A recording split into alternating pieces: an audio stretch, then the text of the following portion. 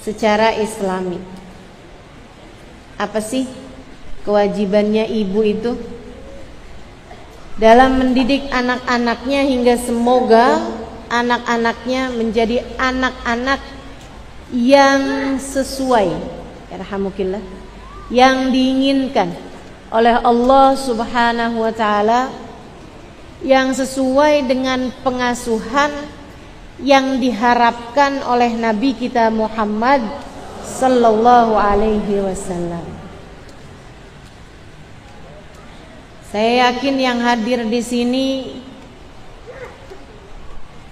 alhamdulillah, saya yakin yang hadir di sini kebanyakan adalah para ibu. Ada juga kan yang nggak ada anak gitu kan? Ada juga kan yang hadir belum nikah?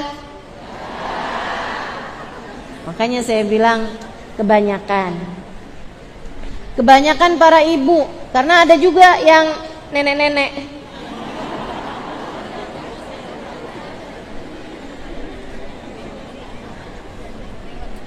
Tapi nggak apa-apa ya, Nek.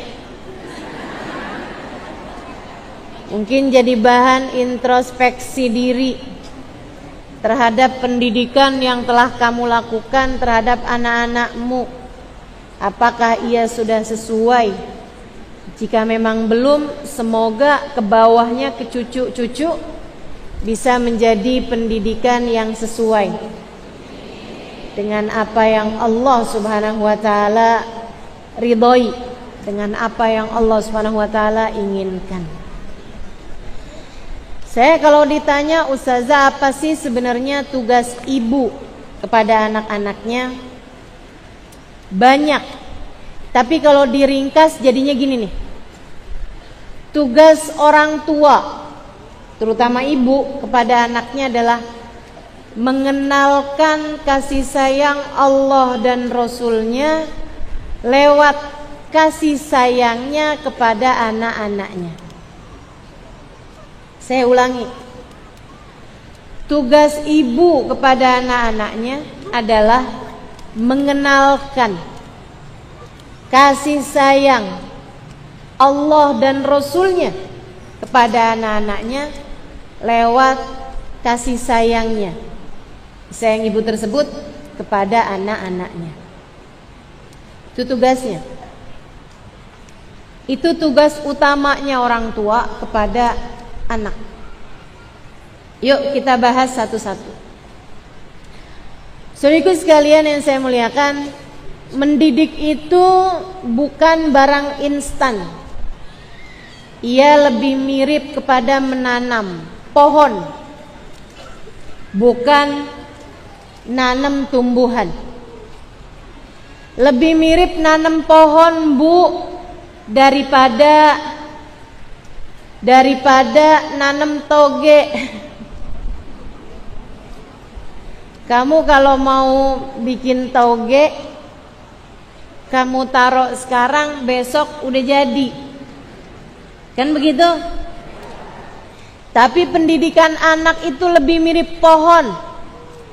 Kamu tanam sekarang, ia akan bertumbuh dan memberikan hasilnya bukan setahun 2 tahun, akan tetapi bisa jadi 5 sampai dengan 10 tahun. Baru kamu akan bisa lihat hasilnya atau buahnya. Bukan barang instan. Karenanya kalau kamu lihat anak kamu sekarang, anak saya kok bandel ya, anak saya kok nakal ya, anak saya kok nggak rajin sholat ya, anak saya kok susah banget ya buat diajakin sholatnya, anak saya perempuan bajunya terbuka, nggak mau pakai jilbab, anak saya perempuan seneng banget pakai baju seksi, misal anak saya hobinya pacaran. Ibu, itu adalah hasil buah dari didikanmu 5-10 tahun yang lalu. bukan merupakan hasil dari didikanmu sebulan 2 bulan yang lalu. Enggak, Bu. Karena anakmu adalah pohon yang kamu tanam. Seperti apa ia akan jadi tergantung dari bagaimana kamu menanamnya. Kalau yang ditanam pohon mangga nggak bakalan berbuah duren. Nggak ada ceritanya kamu tanam nangka berharapnya durian. Kok ini buahnya duren ya? Emang kamu nanamnya apa? Mangga? Ya nggak mungkin. Kalau nanamnya mangga keluarnya bakalan buah. Apalagi nanam rambutan keluarnya mengkudu. Nggak mungkin banget itu.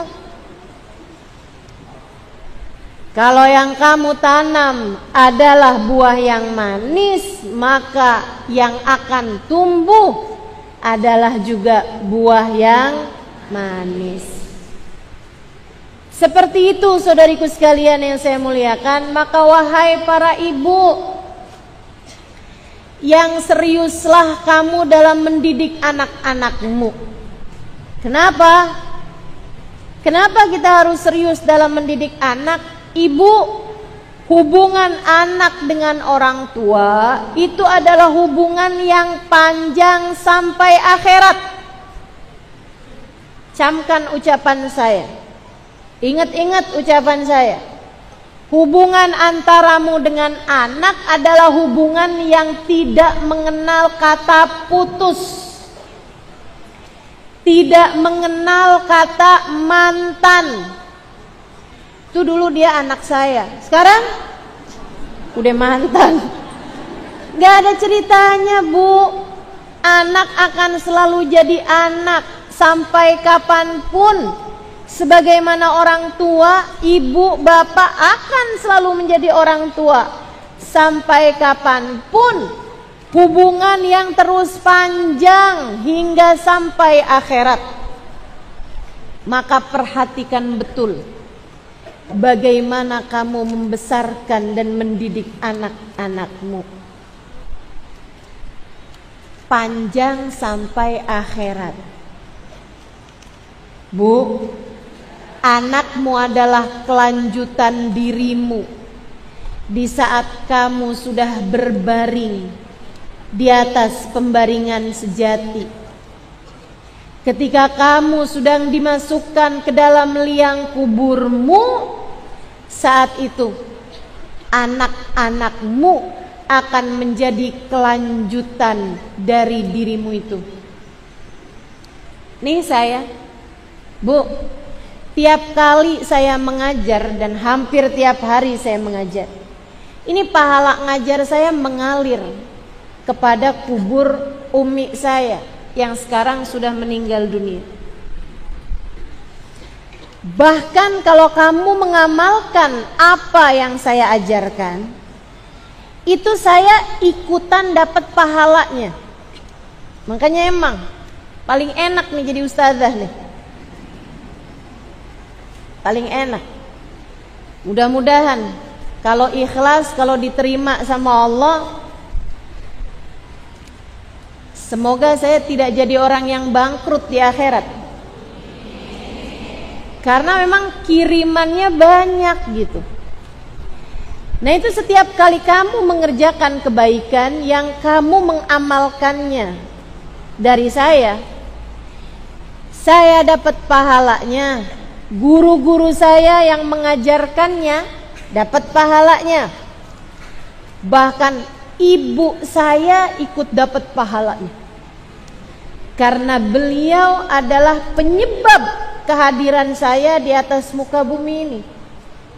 Kebayang kayak apa aliran pahala yang mengalir ke dalam alam kubur umi saya.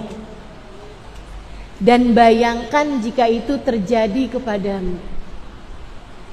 Kamu masuk kubur, Bu, anakmu sedekah, anakmu tahajud, anakmu ibadah, anakmu mengajar, anakmu hafal Al-Quran. Setiap kali mereka mengerjakan kebaikan-kebaikan tersebut, mengalir pahalanya ke dalam alam kuburmu. Tidakkah menjadikanmu konglomerat dalam alam kubur? Jika kamu meninggalkan anak-anak yang soleh. Namun sebaliknya, ibu-ibu sekalian, kamu meninggal dunia, meninggalkan anak-anak yang mapan secara dunianya, akan tetapi rusak secara akhiratnya. Yang satu kerjaannya zina, punya perempuan simpanan yang tidak dia nikahi. Yang satu kerjaannya korupsi, ngambil haknya orang lain, mengambil tanah yang bukan miliknya, diakui sebagai kepemilikannya karena dia punya kuasa atas hal tersebut. Yang satu misalnya mengizinkan masuknya barang-barang terlarang ke negeri ini karena dia mendapatkan persenan dari hal tersebut. Ibu-ibu sekalian, kebayang anakmu jadi pemasok barang terlarang, anggap narkoba misalnya. Setiap orang yang mabuk, setiap orang yang sakau, setiap orang yang sedang mengkonsumsi barang haram tersebut, dia berdosa, anakmu berdosa, dan kamu yang menyebabkan dia ada di atas muka bumi ini ikut teralirkan dosa-dosanya. Nggak kebayang kayak apa aliran dosa yang akan mengalir dalam alam kuburmu nantinya. Ketika kamu meninggalkan anak yang tidak soleh, ketika kamu meninggalkan anak yang adalah seorang pendosa. Tapi kan saya nggak pernah ngajarin dia berbuat dosa, Ustazah. Iya, betul. Akan tetapi betapa banyaknya di antara kita yang sering kali mengatakan kepada anak betapa pentingnya dunia dan betapa tidak berharganya atau nggak perlu dipikirkannya urusan akhirat. Kamu nak sekolah yang benar, biar kamu jadi orang kaya. Mama nggak mau kita hidup miskin. Kamu nak harus kaya, segala macam cara. Kamu nak nanti kalau dewasa, kamu harus jadi orang-orang yang punya rumah gede, punya mobil mewah. Tuh liatin, orang kalau orang kaya tuh nak hidupnya enak nak. Kamu tidak mengajarkan kepada mereka betapa kekayaan akan ada hisabnya di akhirat, terutama kalau didapat dengan cara-cara yang haram. Sehingga anak dalam pikirannya adalah bagaimana dia menjadi kaya, bagaimana dia menumpuk kekayaan, bahwa hidup sebagai orang miskin adalah kehidupan yang hina. Kalau sampai dia nggak punya duit, dia akan direndahkan, dan seterusnya dan seterusnya. Itu akan menumpuk dalam kepala dia hingga akhirnya untuk kaya dia mau menghalalkan segala cara. Ibu-ibu saudaraku sekalian yang saya muliakan, saatmu untuk mulai berpikir. Sebab hidupmu yang sekarang di dunia, inilah hidup yang akan dihisab kelak di hari akhirat. Tidak ada kehidupan yang lain. Kita tidak sedang menjalani masa percobaan. Kita tidak sedang menjalani masa percobaan. Kita hidup di dunia enggak lagi magang. Kita hidup di dunia yang sekarang ini hisab panjang di akhirat bergantung darinya. Kita hidup sekarang di atas muka bumi ini hari-hari yang kamu lalui, bagaimana kamu berlaku kepada anakmu, bagaimana kamu berlaku kepada orang tuamu, bagaimana kamu menghadapi suamimu adalah kehidupan yang akan dihisab hari demi harinya, bahkan jam demi jamnya, bahkan menit demi menitnya, bahkan detik demi detiknya. Tak ada siapapun di antara kita yang bisa kabur dari pengadilan Allah Subhanahu wa ta'ala. Tak ada di antara kita yang bisa lari dari pengadilan Allah Subhanahu wa ta'ala. Semua yang kita lakukan hanya akan mendapatkan hasilnya kelak di akhirat nanti. Karenanya saya kalau ditanya, ibu yang berhasil tuh yang bagaimana? Ibu yang berhasil bukan ibu yang melihat anak-anaknya dipakaikan toga, lulus sebagai seorang sarjana. Ibu yang berhasil bukanlah ibu yang melihat anak-anaknya di pelaminan menikah dengan seseorang yang jadi pilihan hidupnya. Bahkan bukan saat melihat anaknya dilantik sebagai seorang pejabat misalnya. Bahkan bukan di saat ibu tersebut melihat anaknya semua masing-masing hidup dalam keadaan nyaman, udah punya rumah, udah punya mobil. Bukan. Belum tentu. Ibu yang sukses adalah ibu yang kelak di hari akhirat dia melihat anaknya melintasi jembatan Sirat secepat kilat. Ibu yang berhasil adalah seorang ibu yang kelak akan dapat membawa anak-anaknya menghadap Allah Subhanahu wa ta'ala, menghadap Nabi Muhammad sallallahu alaihi wasallam dan berkata, "Ya Allah, inilah anak-anak saya. Tak ada siapapun di antara mereka yang meninggalkan sholat.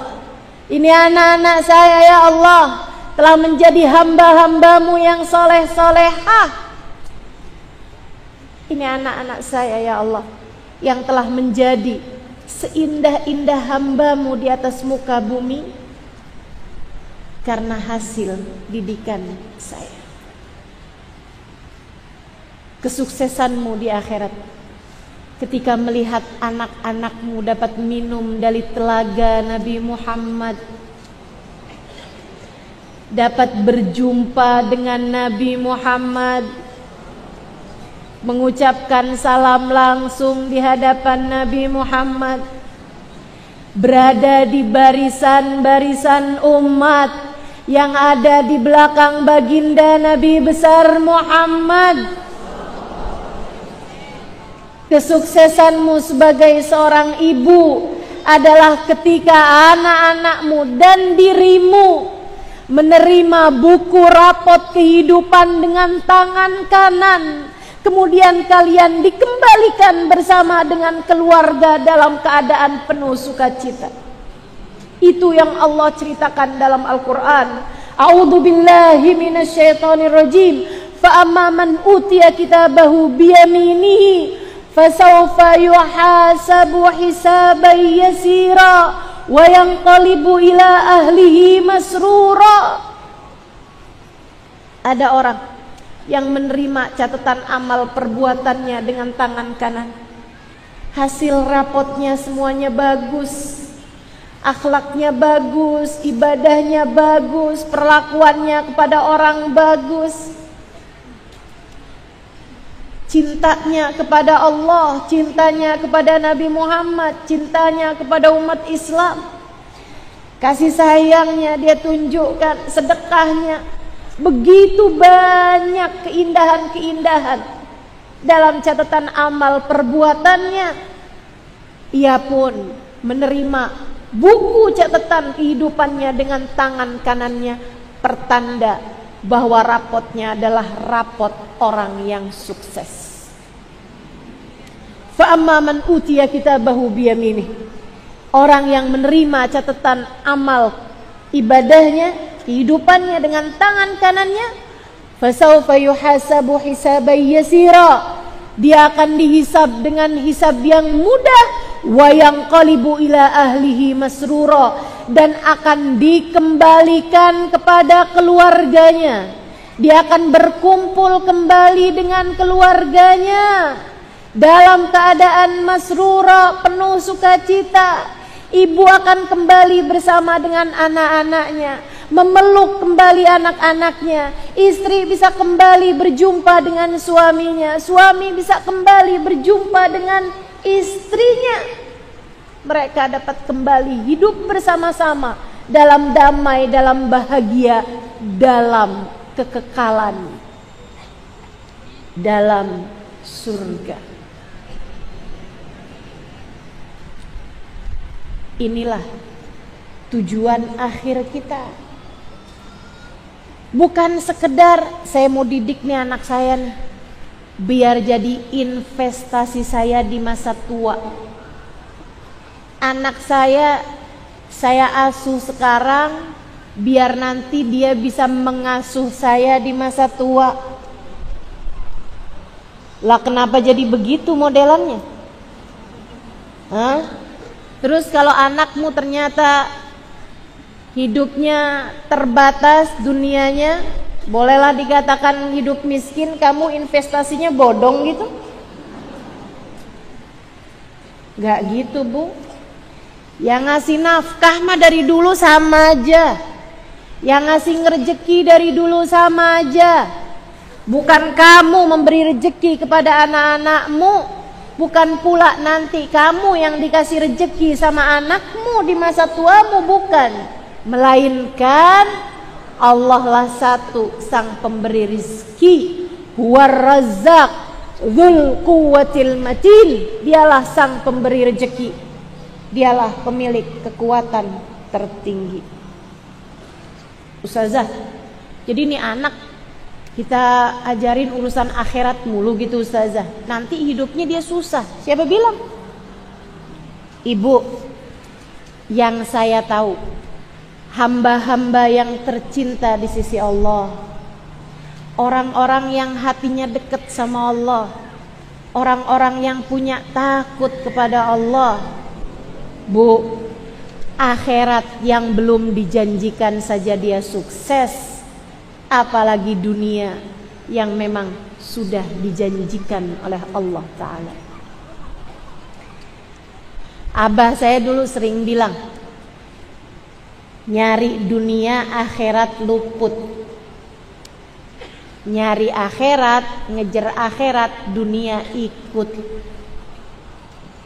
Kamu kalau yang kamu cari sebatas dunia, bisa jadi kamu dapat dunianya, bisa jadi enggak, tapi yang pasti akhiratnya enggak bakalan ikut. Akan tetapi kalau yang kamu cari akhirat,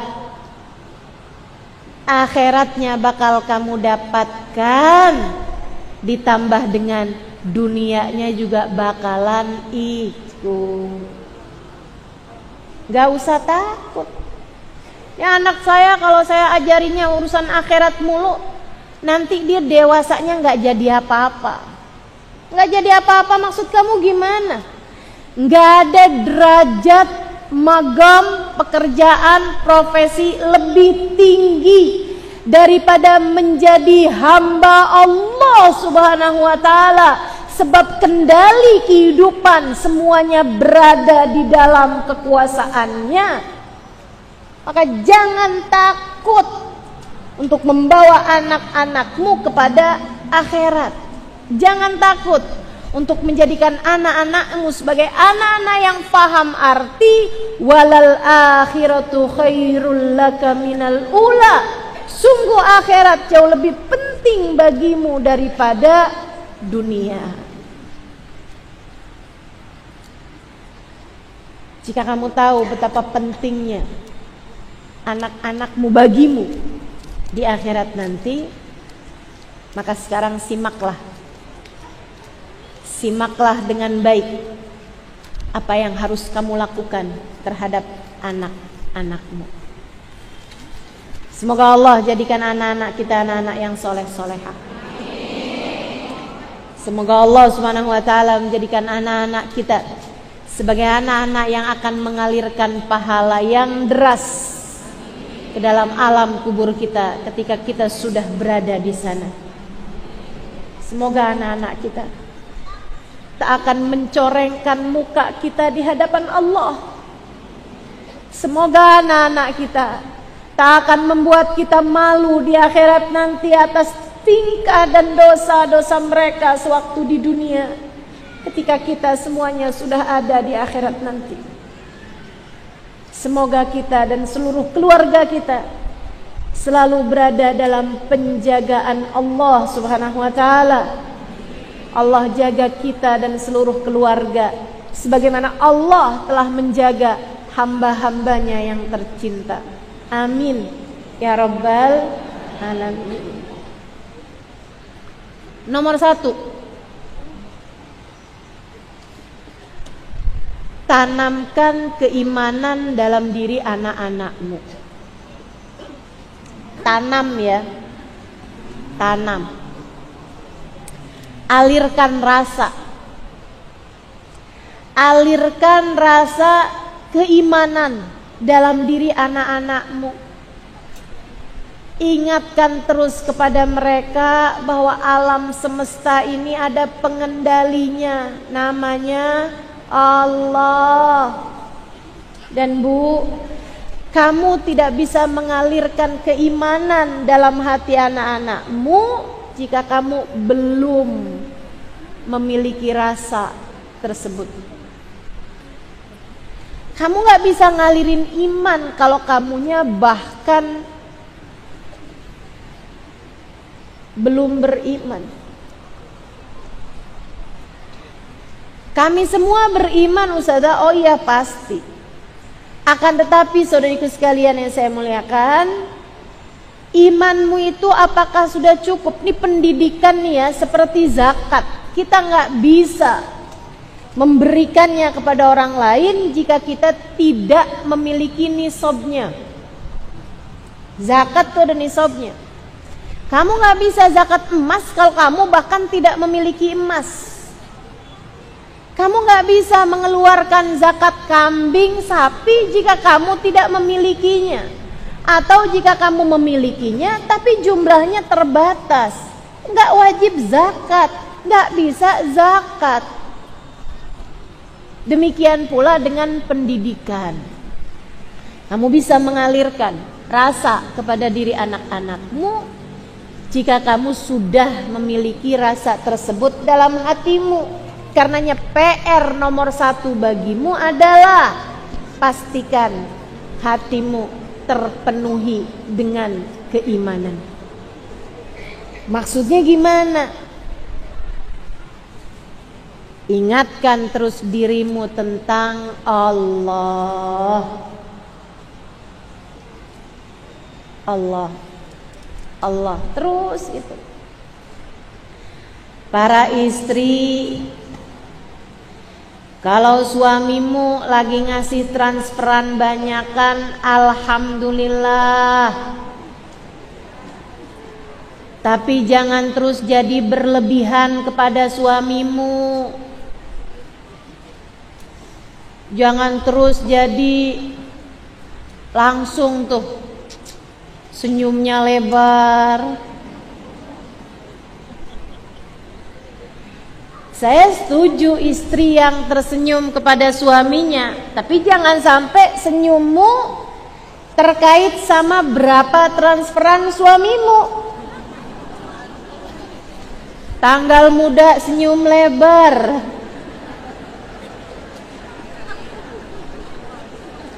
tanggal tengahan mulai hilang, tanggal akhir udah deh tuh, suami sampai nggak bisa nonton film horor. Seberapapun mengerikannya hantu di film, istrinya jauh lebih serem.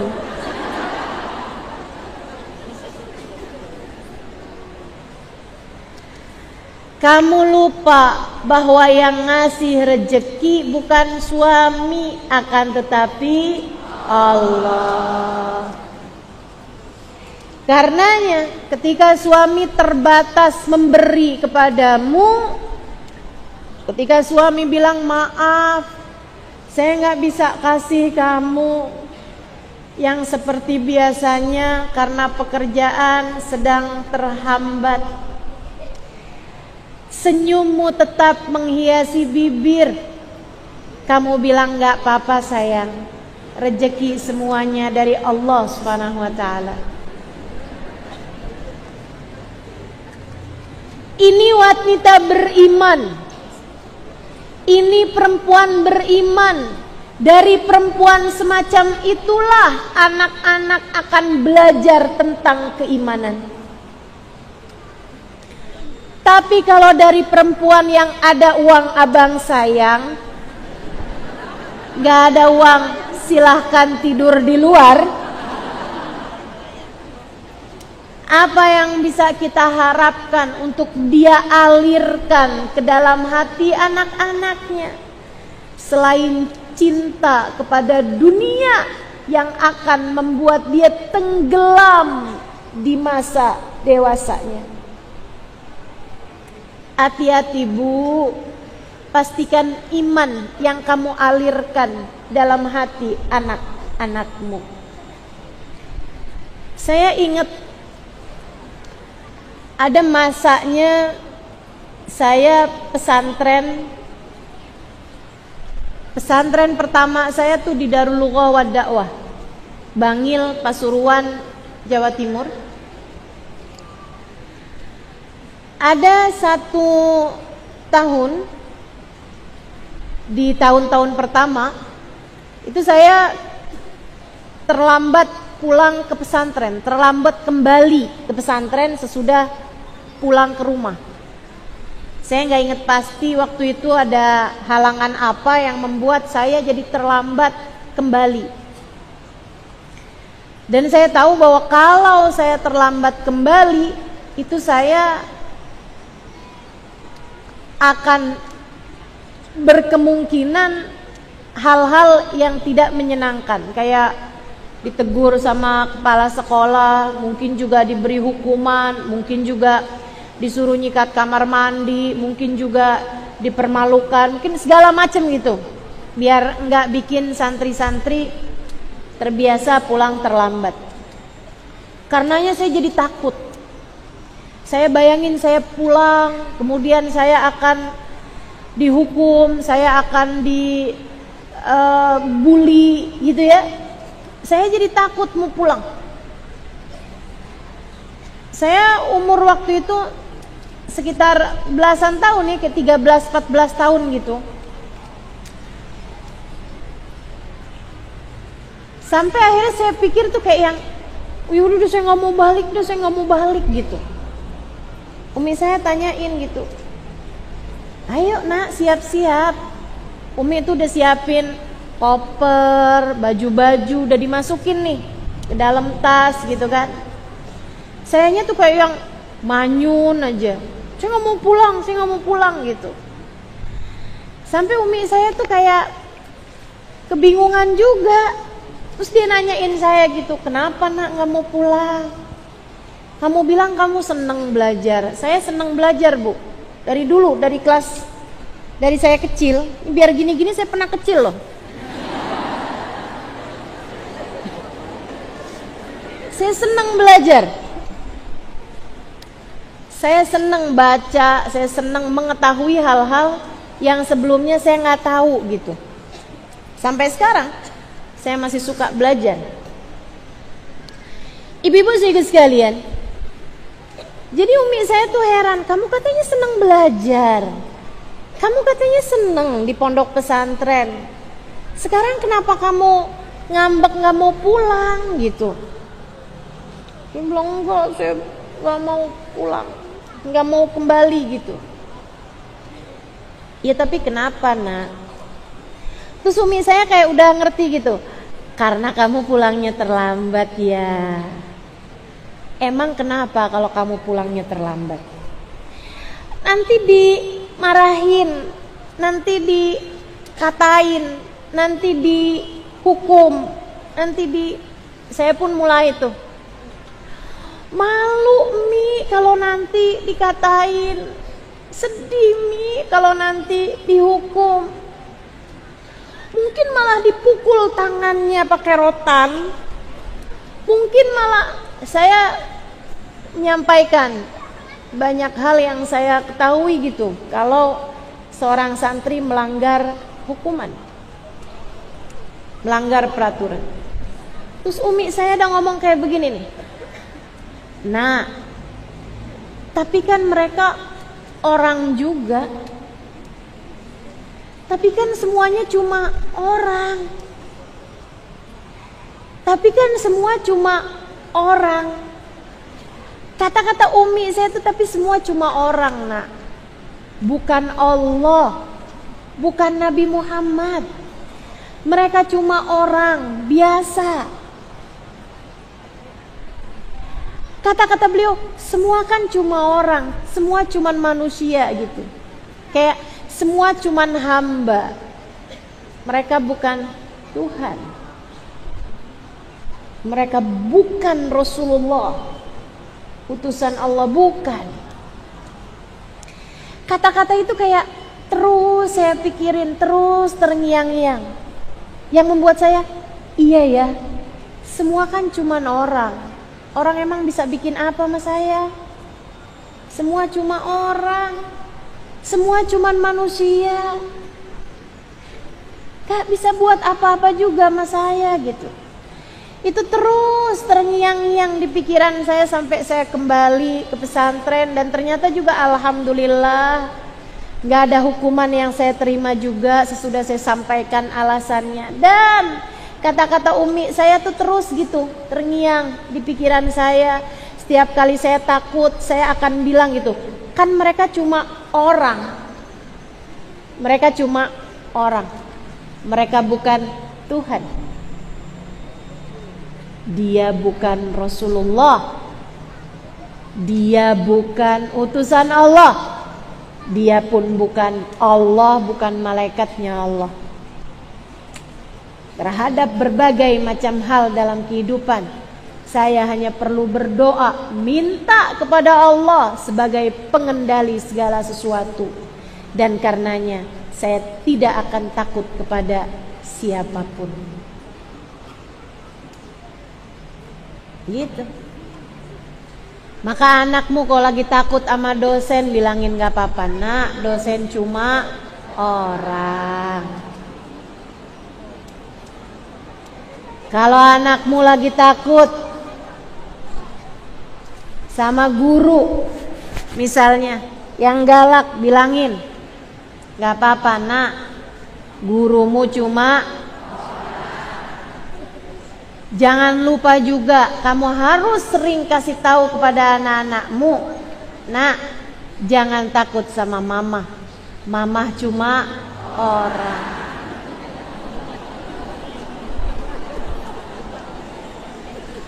Yang harus kamu takuti hanyalah satu, yaitu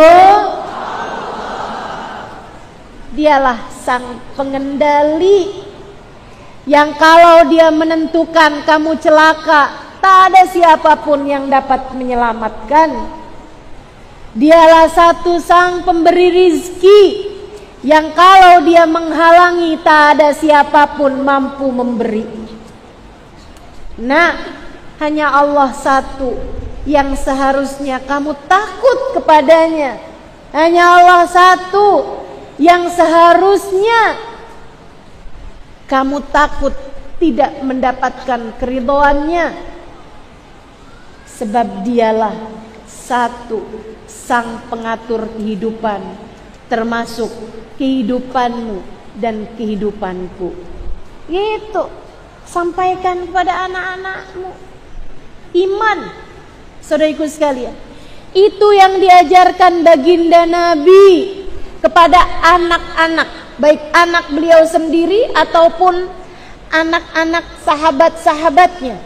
Nabi Muhammad berpesan kepada Sayyidina Ibnu Abbas alaihi ridwanallah, anak paman beliau, sepupu beliau, tapi umurnya seumur anak beliau. Sayyidina Ibnu Abbas umur 10 tahun, 9 tahun sering ada di sekitar Nabi Muhammad. Nabi sangat menyayanginya.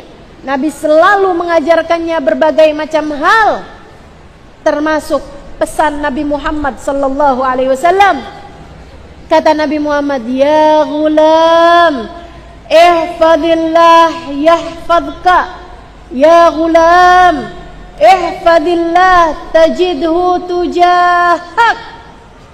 Sebuah pesan indah yang seharusnya kita sampaikan kepada anak-anak kita. Kalau ingin anak-anak kita menjadi anak-anak dengan tingkat keimanan yang berkualitas, tingkat keimanan yang tinggi. Jika kamu menginginkan anakmu sukses, tak hanya di dunia, melainkan yang lebih penting lagi adalah sukses di akhirat, sampaikan pesan ini kepada anak-anakmu. Kata Nabi kepada Sayyidina Ibnu Abbas, "Ya ghulam, ihfadillah yahfadka." Anakku, jagalah Allah, maka Allah akan menjagamu. Ya ghulam, wahai anak mudaku, ihfadillah tajidhu tujahak.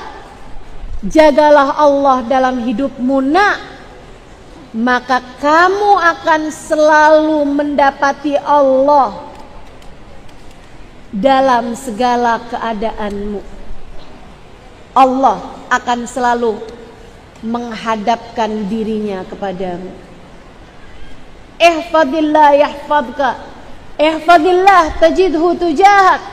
Anakku, jaga Allah dalam hidupmu, maka Allah akan selalu menjagamu. Jaga Allah dalam hidupmu, maka Allah akan selalu membersamaimu. Penting banget itu. Penting banget. Jangan pernah tinggalkan Allah, nak. Jangan pernah tinggalkan Allah. Abah saya pernah bilang, hidup ini yang penting nasib. Ada orang kaya tapi nasibnya jelek. Ada orang cakep tapi nasibnya jelek. Ada orang pinter tapi nasibnya jelek. Ada. Ibu-ibu sekalian saya muliakan, kata abah saya, dan nak, nasib itu Allah yang pegang. Maka kalau kamu pengen hidupmu selalu bernasib baik, jangan pernah tinggalkan Allah. Jangan pernah tinggalkan Allah. Nasihat-nasihat semacam ini dari orang tua, dari ibu, dari bapak, akan selalu jadi pegangan bagi anak-anak. Terutamanya jika kamu selalu menyampaikan itu. Selalu sampaikan itu.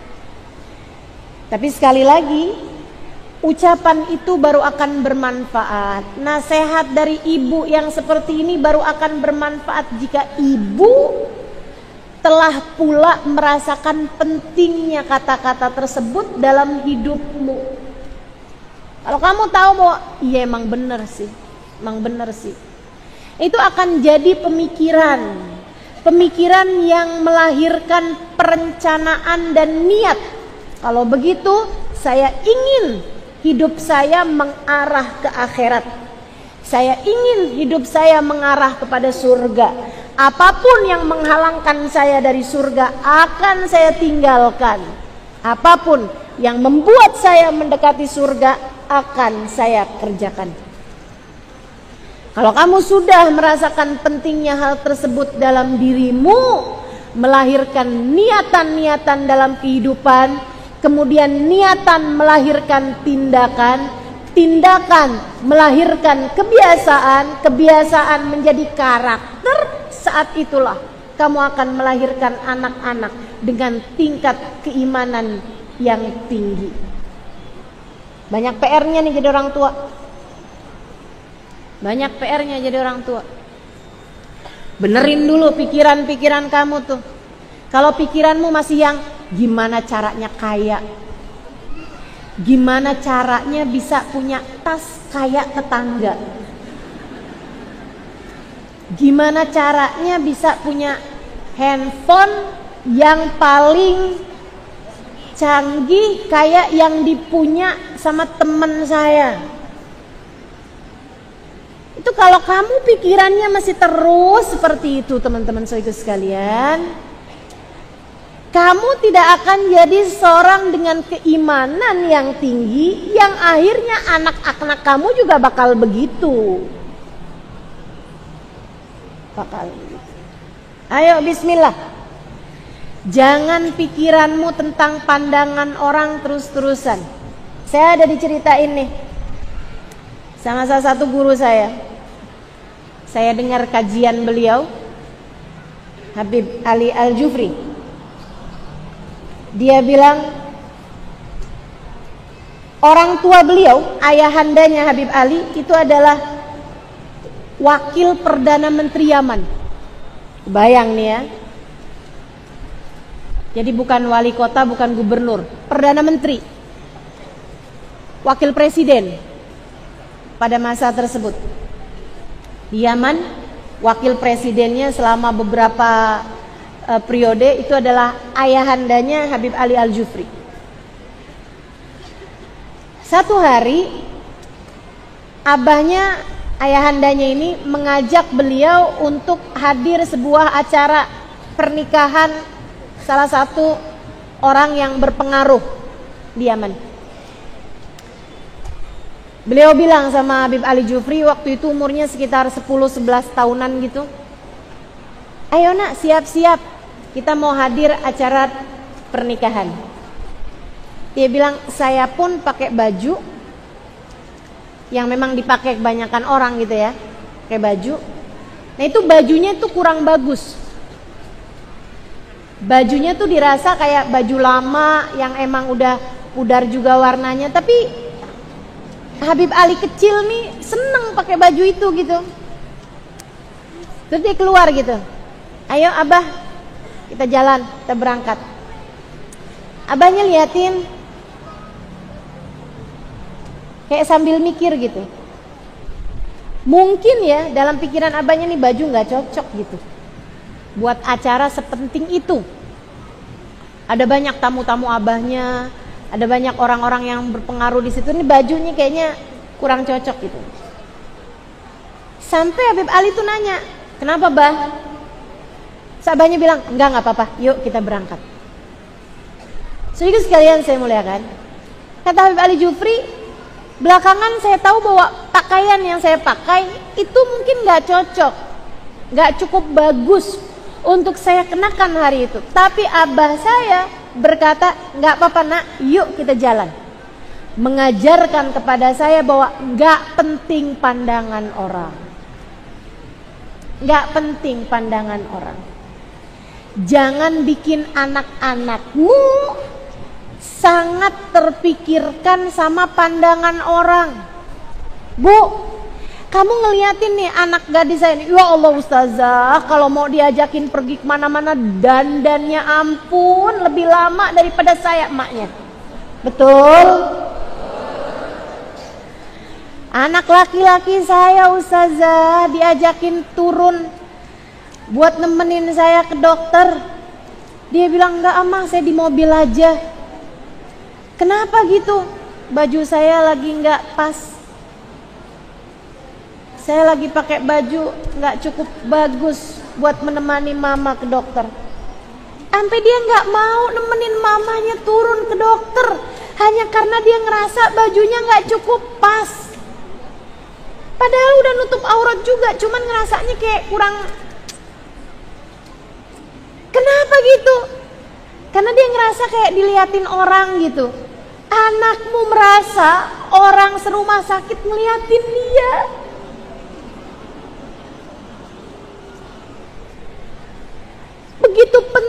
pentingnya pandangan orang dalam pikiran anak remaja kita. Kenapa? Karena kamu mengalirkan rasa itu dari sejak mereka kecil. Jangan pakai ini, nah nggak bagus. Jangan pakai yang ini, aduh malu-maluin mama aja kamu. Ayo cepetan ganti. Sering.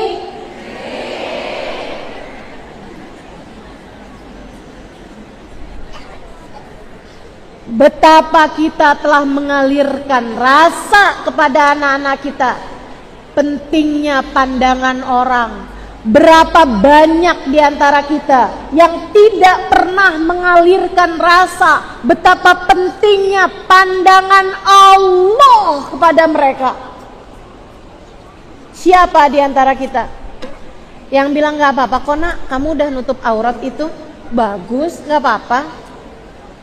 Nanti mah saya dikatain orang. Emang kenapa kok dikatain orang? Mereka hanya manusia. Mereka hanya orang. Gak akan bikin pengaruh apa-apa. Nah, selagi kamu tidak melanggar aturan Allah, jangan pernah takut. Cakep kalau kayak begitu. Cakep kalau kayak begitu. Anakmu kecil ngambil sesuatu di supermarket misalnya, belum cukup mengerti, dia mengambil sesuatu belum dibayar. Apa yang biasanya kita lakukan? Astagfirullah nak, ini nanti kalau ketahuan di kasir kamu bunyi loh pas keluar di pintu. Ya ampun mama malu banget dah kalau kamu sampai ketahuan ngutil, nyuri, astagfirullah. Siapa di antara kita yang ketika itu terjadi pada anak kita, kita bilang, nak, mungkin aja kamu bisa selamat dari pandangan orang. Bisa, kamu bisa aja selamat nak. Tapi tahukah kamu anakku sayang, dimanapun saja kamu berada, Allah melihatmu. Allah lihat kita nak. Allah lihat kita. Jangan anakku sayang, jangan kerjakan hal-hal yang haram. Allah bisa sangat murka kepada kita. Gitu. Insya alirkan keimanan dalam hati anak-anak kita. Yang kedua, biasakan kebaikan pada diri anak-anak kita. Latih anak kita untuk mencintai kebaikan. Latih anakmu mencintai kebaikan. Dan biasakanlah hal itu. Ajarin sholat. Bukan untuk memerintahkan mereka sholat. Bukan. Sekali lagi, biasakan sholat. Biasakan mereka mencintai sholat. Gimana caranya? Biasakan sholat berjamaah dalam rumahmu. Apalagi kalau anaknya belum balik tuh enak tuh. Biasain, yuk nak kita sholatnya berjamaah. Mama pokoknya maunya sholatnya berjamaah loh sama kamu. Kamu tau gak nak? Sholat tuh kalau sendirian belum tentu diterima. Itu katanya Nabi Muhammad. Kalau kita sholatnya berjamaah insya Allah diterima. Lagian nak, orang tuh kalau sholat berjamaah hatinya disatuin. Nanti tuh kalau kamu sholatnya selalu berjamaah sama mama, nanti kamu kalau kepengenan apa-apa, mama tuh hatinya tergerak karena kita satu keinginannya, satu hati. Kita akan selalu saling sayang nak kalau kita sholatnya berjamaah. Sebab Allah melihat kita sebagai satu kesatuan. Kamu gak kepengen mama selalu sayang sama kamu gitu? Karena kita udah satu hati. Kalau kamu sakit, mama ngerasain sakit juga karena kita satu hati. Kalau kamu sedih, mama akan ikut sedih juga. Bu, ada berapa banyak anak-anak yang dibully bahkan di rumahnya sendiri? Ada berapa banyak anak-anak yang dibully bahkan di rumahnya sendiri? Orang tua yang ketika anaknya dihina, dia malah senang. Mah, saya tadi mah dikatain mah. Katain apa? Dikatain gembrap. Ya emang kamu iya.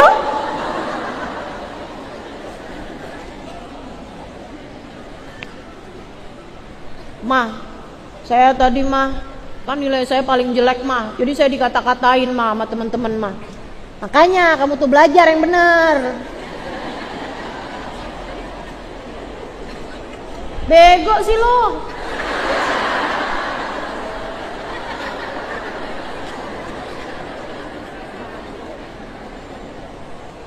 Bu, ya Allah, ya Allah. Sedih saya sedih. Saya menikah 21 tahun dan saya belum diberi anak. Kamu tahu, saya paling sedih kalau ada orang tua yang menghina anaknya, menjelek-jelekan anaknya, membuli anaknya, ngata-ngatain anaknya, atau membanding-bandingkan anaknya dengan anak orang lain. Tuh liatin tetangga tuh, seneng mamanya, anaknya pinter, anaknya juara, lah kamu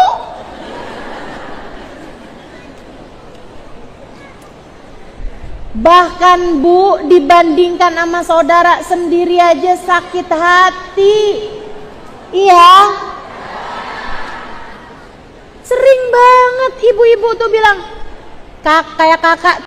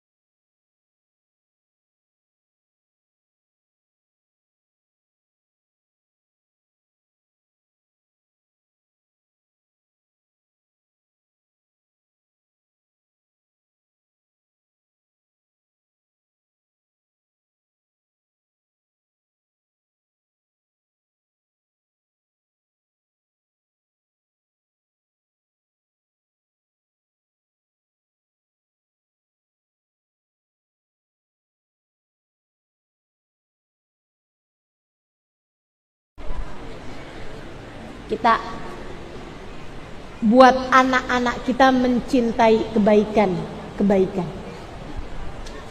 Ajarkan anak berempati, ajarkan anak bersimpati, ajarkan anak berkepribadian yang baik, menyayangi orang-orang.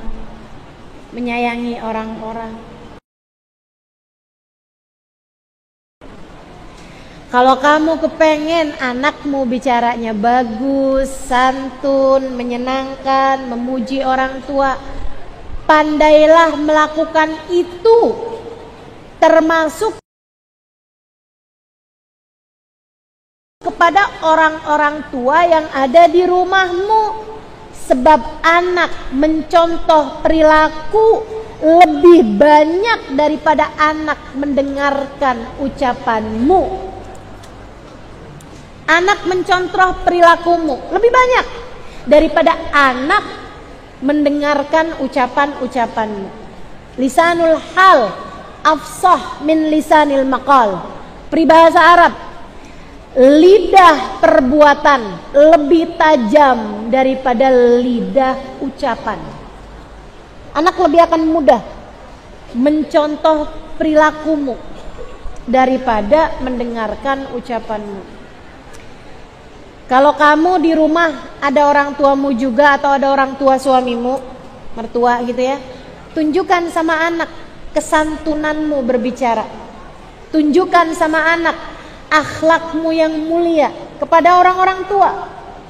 Itu lebih mudah untuk dicontoh anak-anak kita daripada kamu berulang kali berkata, kalau ngomong sama mama tuh yang sopan nak, kalau ngomong sama mama tuh yang benar, kalau ngomong sama orang tua tuh yang santun. Kamu nggak dengar firman Allah Subhanahu wa taala, wala taqullahuma uffin wala tanharhuma wa qullahuma qaulan karima. Janganlah sekali-kali kamu berkata kepada orang tua. Jangan menghardik orang tua, dan selalulah berkata kepada orang tuamu kalimat-kalimat yang indah. Bu, kamu sampaikan ayat tersebut kepada anakmu, tapi tingkah lakumu kamu berkatanya kasar sama orang tua.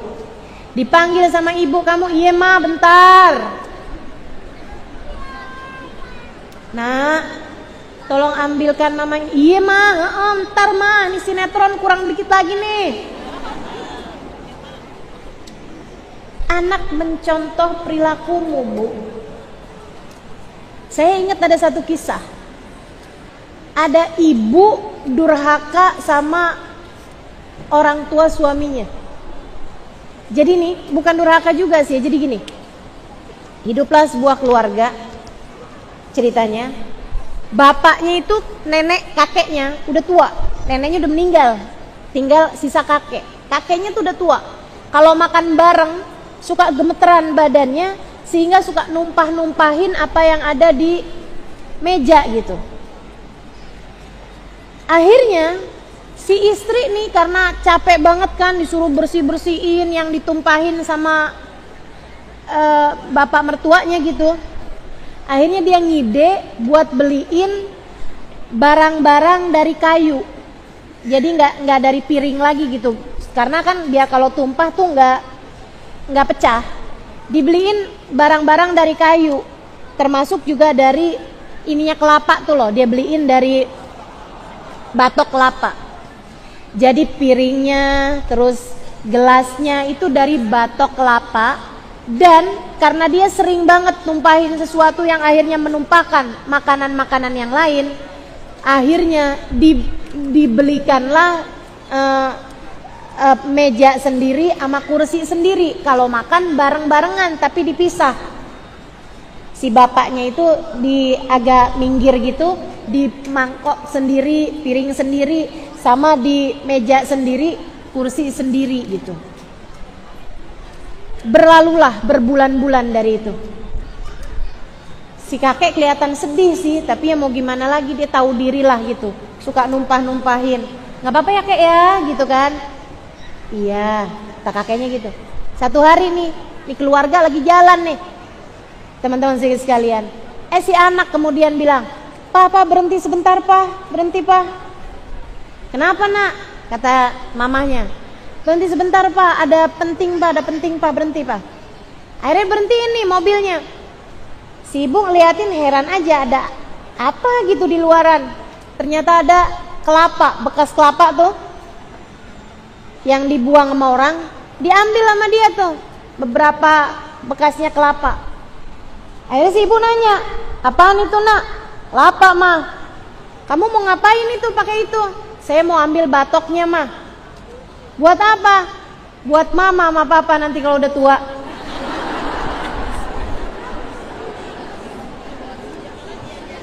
Saya akan buat kalau nanti papa mama badannya udah gemetar, biar nggak mengganggu keluarga kami. Nanti papa mama biar makannya sendiri pakai batok kelapa. Mamanya jadi mikir, astagfirullah. Berapa banyak nih diantara kita yang suka mengerjakan hal itu. Kamu kalau nggak pengen diperlakukan seperti itu sama anakmu, jangan berlaku itu terhadap siapapun. Terhadap siapapun. Termasuk kepada anakmu juga. Kamu kalau nggak kepengen dikatain kasar sama anakmu berkata kasar padamu, kamu jangan ngomong kasar sama anak. Kita kadang kalau ngomong sama anak kasar banget, giliran kita dikasarin sama anak, kita nggak mau gitu kan. Ya kan namanya orang tua ustazah, anak tuh kan memang harus sopan santun lah. Kamu ayolah ibu-ibu sekalian, biasakan hal-hal yang indah dalam diri keluargamu, sehingga anak akan belajar hal yang sama padamu. Mudah-mudahan bisa diamalkan. Pokoknya kalau mau ngomong pikirin, saya mau nggak diomongin gitu. Kalau nggak mau ya jangan ngomong kayak begitu, dan biasakan hal itu dalam kehidupanmu. Itu hal yang kedua. Biasakan kebaikan-kebaikan dalam diri anak-anakmu. Bu, yang ketiganya, ini udah harus cepetan nih kita bahasnya nih ya. Hal yang ketiga, Bu, Kak, Mbak, yang pada punya anak-anak atau adik-adik yang juga udah pada punya anak atau calon ibu-ibu. Yang ketiganya, biasakan untuk berkasih sayang sama anak-anakmu. Sayangi anak-anakmu, sayangi. Sayang dari hati kamu tunjukkan lewat perilaku, kamu sampaikan lewat kata-kata. Jangankan sama anak, Bu, sama orang lain aja. Ada nih pernah Nabi Muhammad tuh lagi kumpul barengan beberapa sahabat. Kemudian ada orang pamit duluan gitu. Rasul, saya pamitan ada urusan. Lebek kata Rasulullah. Tuh orang emang akhlaknya bagus, senyumnya indah gitu kan. Dia jalan. Ada orang satu sebelahnya Nabi bilang begini nih, Rasul, saya tuh sayang deh sama dia. Saya sayang sama orang itu. Saya senang sama orang itu. Nabi Muhammad bilang, kalau gitu susulin, sampaikan padanya apa yang tadi kamu sampaikan pada saya. Nyatakanlah cintamu, nyatakan perasaan sayangmu. Iya Rasul, iya. Sahabat tersebut kemudian pergi, berlari mengejar orang itu, kemudian berkata, saya sayang sama kamu. Baik, semoga Allah menyayangi kita semuanya. Gitu. Saya lagi cerita, bukan lagi doa.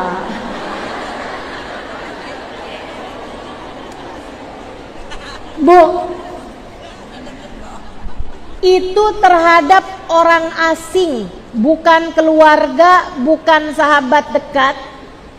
Ketika seseorang sayang kepada seseorang, senang sama seseorang, ama Nabi diperintahkan buat menyatakan hal itu.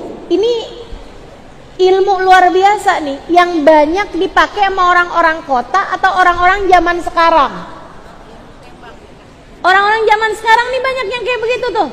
Akan tetapi kalau ibu-ibu nih, yang orang dulu nih, kayaknya yang umur-umur di atas 50 tahun gitu, itu kalau saya menyampaikan hal ini suka bilang yang iya malu lah saja, malu lah. Kita ini suka dibalik-balik nih Bu nih. Padahal ini ilmu lama, ini ilmunya Nabi Muhammad. Ya Bu ya. Bu, kalau kamu sayang, kamu bilang. Kalau kamu benci, cukup simpan dalam hati. Itu ajaran Islam. Ini sunnah Nabi Muhammad. Ini ajaran Islam, ini sunnah. Seorang ustadz adalah mengembalikan umat kepada ajarannya Nabi Muhammad. Karenanya saya sampaikan kepadamu, saya yakin kamu sayang sama anak-anakmu, pasti. Kamu cinta sama anak-anakmu, pasti.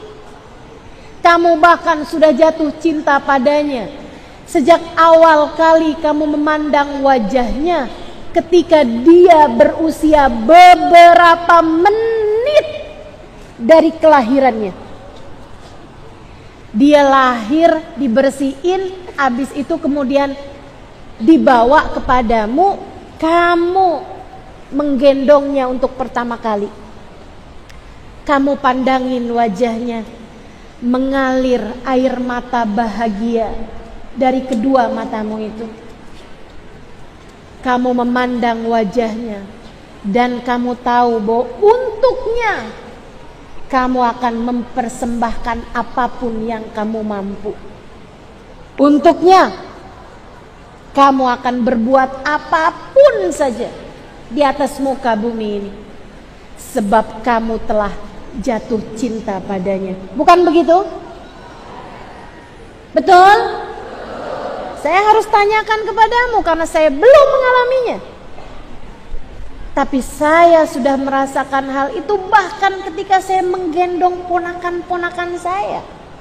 Saya bisa bayangkan seperti apa rasanya menjadi seorang ibu. Kamu pasti sudah akan jatuh cinta padanya. Dan kamu pasti sayang dan cinta padanya. Cinta tanpa syarat. Betul? Cinta tanpa bila. Cinta tanpa jika. Cintanya ibu kepada anaknya.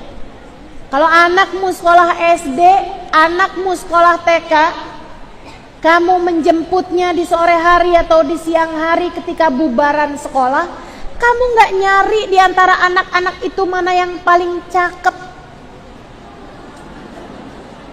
Kamu gak nyari di antara bubaran anak sekolah tersebut yang paling pinter, yang juara kelas, yang paling berprestasi, yang larinya paling cepat. Enggak. Kadang-kadang yang keluar, yang kamu sambut, yang kamu peluk adalah anak yang paling ingusan. Bau matahari, bajunya kotor, kebanyakan main. Ketika melihatnya, kamu segera memeluknya. Ibu-ibu saudaraku sekalian, kamu sayang padanya. Apapun, bagaimanapun, siapapun dirinya. Sebab dia adalah anakmu.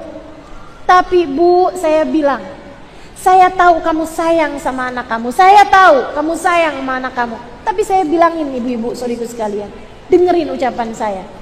Saya tahu kamu sayang sama anak kamu. Tapi anak kamu belum tentu tahu. Lah kamunya ngomel mulu. Lah kamunya galak mulu. Lah kamunya kalau ngomong sama anak, kalau nggak perintah, kalau nggak larangan. Jangan makan itu. Ayo buruan makan. Cepetan sholat, ganti baju, mandi, main mulu.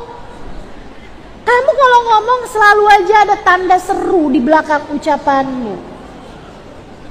Bagaimana anak tahu bahwa kamu menyayanginya? Sekalinya kamu pandangin dia dengan penuh kasih sayang. Saat dia tidur, mana dia tahu? Giliran tidur aja kamu nyesel, maafin mama ya nak, tadi mama galak sama kamu. Anakmu tidur, dia nggak tahu Bu. Dia nggak tahu, dia nggak lihat, dia nggak dengar. Kenapa kamu memilih menyampaikannya di saat dia tidur? Besok paginya kamu galak lagi. Karena dia dibanguninnya susah. Iya kan? Betul? Ayo. Jika bahkan kepada orang asing yang bukan kerabat, bukan keluarga, ketika seseorang mengatakan saya sayang padanya, Nabi Muhammad bilang alhikhu wa kallimhu. Susuli dia, sampaikan apa yang kamu rasa padanya. Jika bahkan kepada orang asing aja, Nabi Muhammad memerintahkan kita untuk menyampaikan perasaan cinta kita kepada seseorang. Bagaimana pula dengan anak-anakmu? Sampaikan kepada anak-anakmu.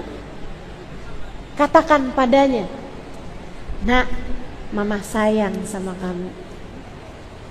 Nak, mama cinta sama kamu. Ini satu hal yang akan saya sampaikan. Saya sangat berharap semua ibu-ibu yang punya anak mengamalkan ini, kerjain ini. Dengerin saya. Kamu kalau punya anak nih, tapi anak kamu di atas usia 7 tahunan lah, kamu harus pernah ada waktunya. Pokoknya saya minta kamu amalkan ini Bu. Saya sangat berharap kamu kerjain ini. Kamu ngomong sama anak kamu gini nih, nak, nanti malam mama mau ngomong yang penting sama kamu. Ini kalau anaknya udah denger sih ya mau gimana lagi ya.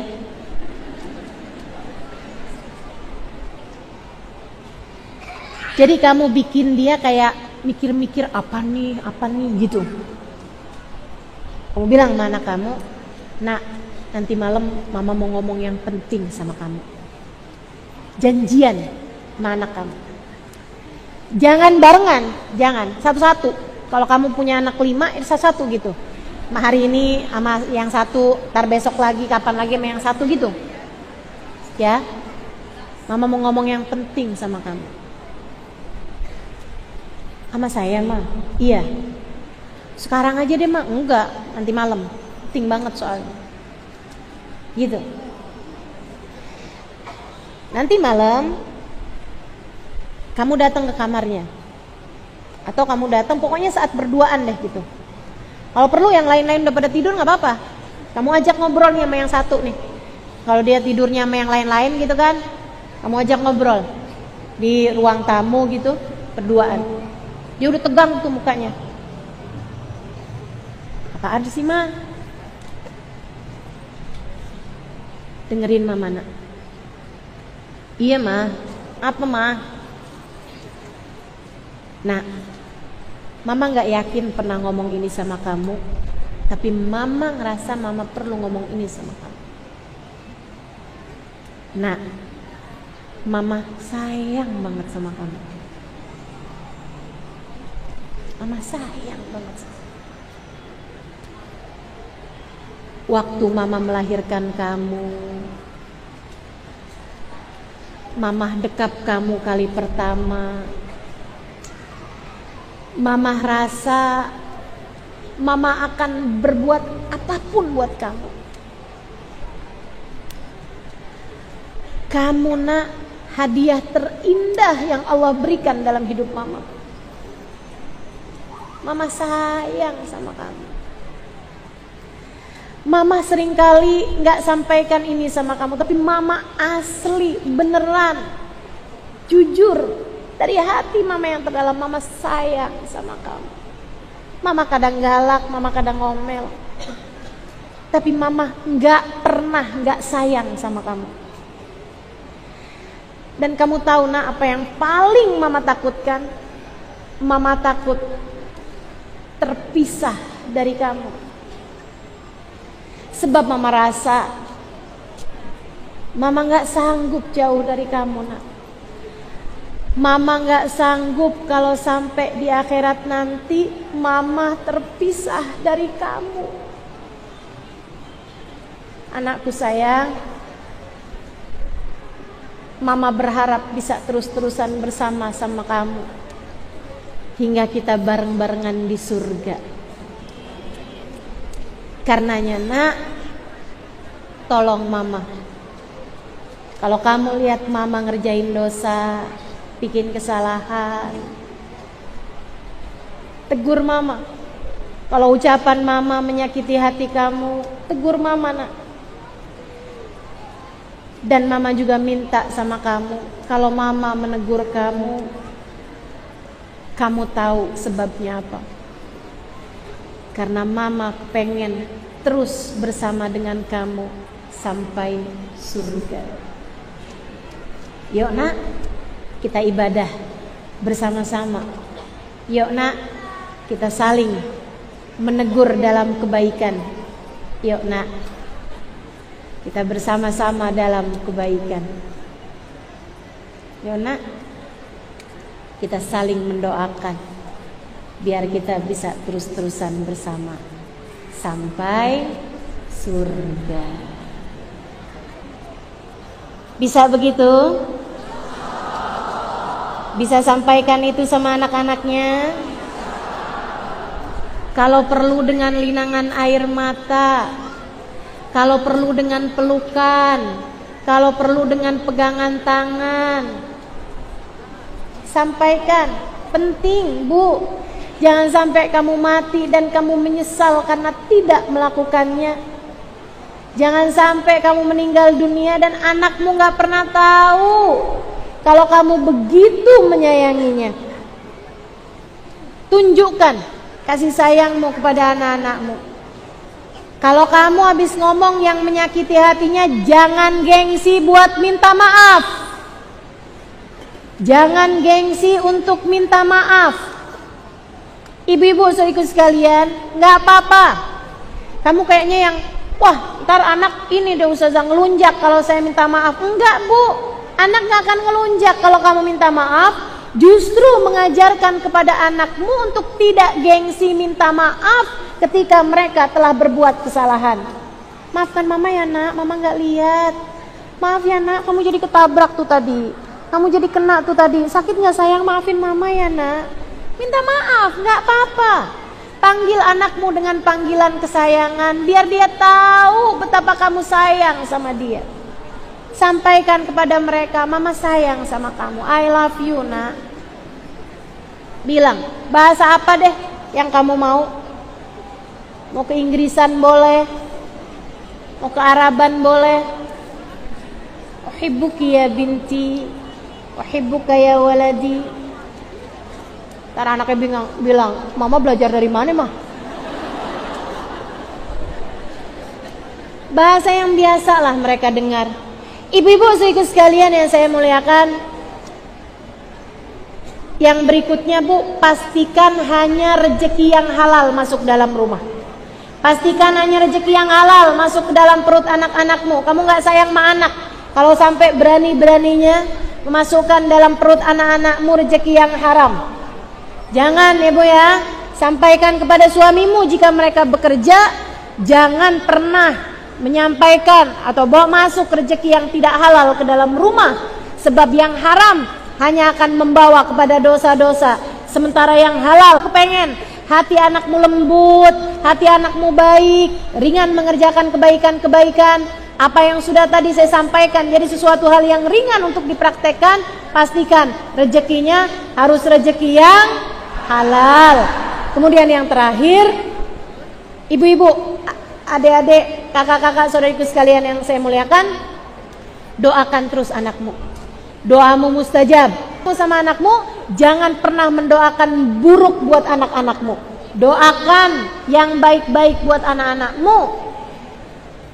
Orang di Tarim sana ibu ya, hampir semuanya soleh-soleha. Saya nggak pernah dapetin yang nggak soleh, nggak soleha dari orang-orang yang ada di Tarim sana. Kata istilah ponakan saya yang psikolog, mereka autopilot baik. Kayak autopilotnya emang udah baik. Kenapa gitu? Orang tuanya baik, kakeknya baik, kesana-sana ke atas-atas baik-baik semua.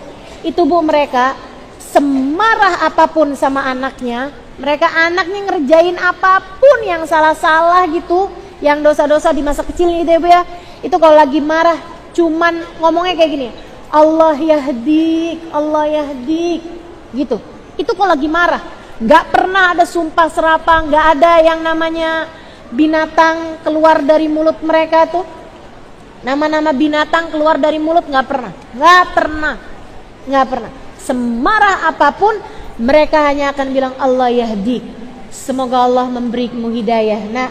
Semoga Allah menunjukimu jalan kebaikan nak. Semoga Allah menunjukimu jalan kebaikan. Itu kalau lagi marah, semarah apapun kayak begitu.